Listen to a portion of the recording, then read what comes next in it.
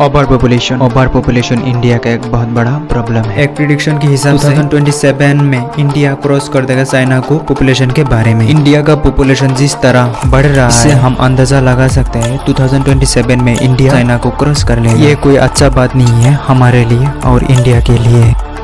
चलिए हम देखते हैं ओवर पॉपुलेशन से क्या क्या होता है। ओवर पॉपुलेशन से प्रॉपर्टी बढ़ते हैं, अनएम्प्लॉयमेंट बढ़ते हैं, क्लाइमेट चेंजेस में इफेक्ट होता है, इन्वायरमेंट में इफेक्ट होता है, जैसे फॉरेस्ट और लैंड में प्रेशर बढ़ता है, सोशल और रिलीजियन कॉन्फ्लिक्ट दिन के दिन बढ़ता है। ये सब प्रॉब्लम के मेन रीजन आप कह सकते हैं ओवर पॉपुलेशन। इंडिया में कैसा हालत है ये आप तो देख ही रहा है। आपके आसपास आप देख के पता लगा सकते हैं, जैसे कि मार्केट, मॉल, मकान, घर, ये देख के आप अंदाजा लगा सकते हैं कैसे पॉपुलेशन बढ़ रहा है। एग्जाम्पल के तौर पर आप ये वीडियो क्लिप देख सकते हैं।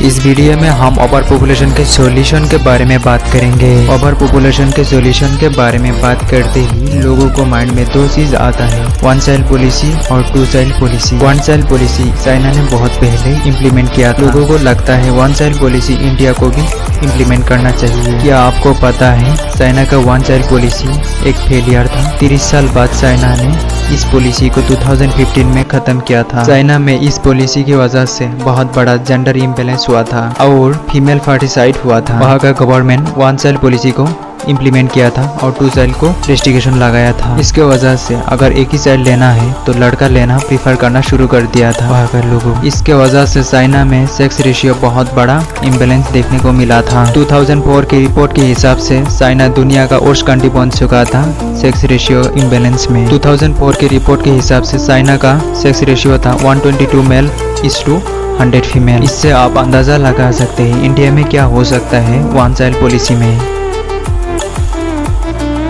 अब चलते हैं दूसरा solution, force sterilization. Force sterilization को भी एक फॉर्मूला बताया जाते हैं पॉपुलेशन कंट्रोल के लिए। ये इंडिया में भी प्रैक्टिस किया गया था। इंदिरा गांधी के टाइम में 1976 इमरजेंसी के टाइम में यह प्रोग्राम शुरू किया था। यह प्रोग्राम संजय गांधी ने लीड किया था। इस प्रोग्राम में 10 मिलियन लोगों को यानी 1 करोड़ लोगों को स्टेरिलाइज किया था। इस प्रोग्राम में फोर्सफुल स्टेरिलाइजेशन के मतलब ये नहीं कि लोगों को जबरदस्ती स्टेरिलाइजेशन करते थे, हालांकि ऐसा केस भी है। इसका मतलब है लोगों को मजबूर करते थे स्टेरिलाइजेशन की करने के लिए। क्या आपको पता है 10 मिलियन लोगों को स्टेरिलाइजेशन करने के बाद भी कोई फर्क नहीं पड़ा था। इनफैक्ट कोई नोटिसेबल फर्क नहीं पड़ा था पॉपुलेशन कंट्रोल करने में। इससे साफ पता चलता है जबरदस्ती करने से कोई सोल्यूशन नहीं निकाल सकते है। ये फोर्सफुली स्टेरिलाइजेशन करना एक इलीगल है। ये लोगों का बेसिक राइट है रिप्रोडक्शन का। इतना बच्चा लेना है, ये जबरदस्ती करना ठीक नहीं है। ये एक अनएथिकल है। ये भी कोई सोल्यूशन नहीं है पॉपुलेशन कंट्रोल करने का।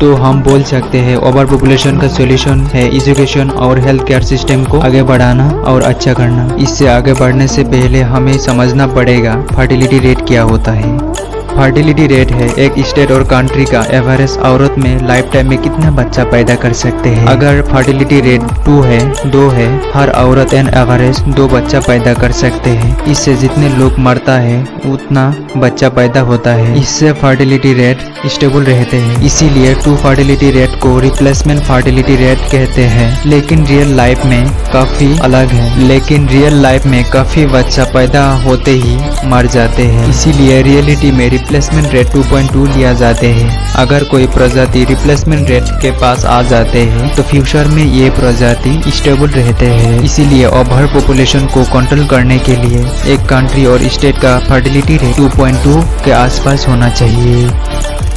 एजुकेशन कितना महत्व है ओवर पॉपुलेशन कंट्रोल करने के लिए। चलिए अब हम बात करते हैं एजुकेशन का क्यों हम सोल्यूशन के हिसाब से ले सकते हैं ओवर पॉपुलेशन के लिए। चलिए हम देखते हैं क्योंकि फर्टिलिटी रेट और लिटरेचर रेट में बहुत बड़ा कोरिलेशन दिखा गया। जैसे जैसे लिटरेचर रेट बढ़ते हैं ऊपर जाते हैं वैसे वैसे फर्टिलिटी रेट कम होते जाते हैं। ये सारा विश्व में दिखा गया था। ये चीज इंडिया में भी दिखा गया। जैसे केरला बहुत लिटरेचर स्टेट है, ऑलमोस्ट 100% लिटरेचर है। इसमें फर्टिलिटी रेट रेट बहुत कम है। मध्य प्रदेश, राजस्थान, उत्तर प्रदेश, यहाँ लिटरेचर रेट बहुत कम है। अनएजुकेटेड लोग बहुत ज्यादा है। यहाँ फर्टिलिटी रेट बहुत ज्यादा है। पूरा इंडिया में लिटरेचर रेट कम है। आंध्र प्रदेश, राजस्थान, मध्य प्रदेश, यूपी, बिहार, इन सब स्टेट में ओवर पॉपुलेशन बहुत ज्यादा है। इसके वजह से इंडिया ओवर पॉपुलेशन भी बोल सकते हैं। बाकी सब स्टेट में फर्टिलिटी रेट रिप्लेसमेंट रेट के नीचे ही आ चुके हैं। अनफॉर्चुनेटली हमारा सरकार ऐसा नहीं करते हैं, ऐसा अच्छा कदम नहीं लेते हैं। आपको पता है 2013 में इंडिया का एजुकेशन बजट था 4.5%, अब रह गया है 2017 में 3.65%। इससे साफ पता चलता है एजुकेशन सिस्टम में कितना प्रायोरिटी देते हैं और कितना कम प्रायोरिटी देते हैं हमारा सरकार।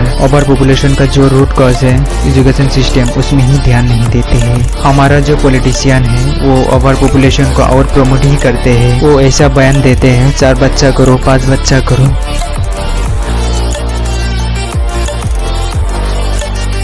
उम्मीद करता हूँ दोस्तों आपको ये वीडियो इन्फॉर्मेटिव लगा। अगर कोई राय है तो कमेंट सेक्शन में जरूर लिखना। मेरे साथ जुड़ने के लिए आपको बहुत बहुत धन्यवाद। Wish you all the best.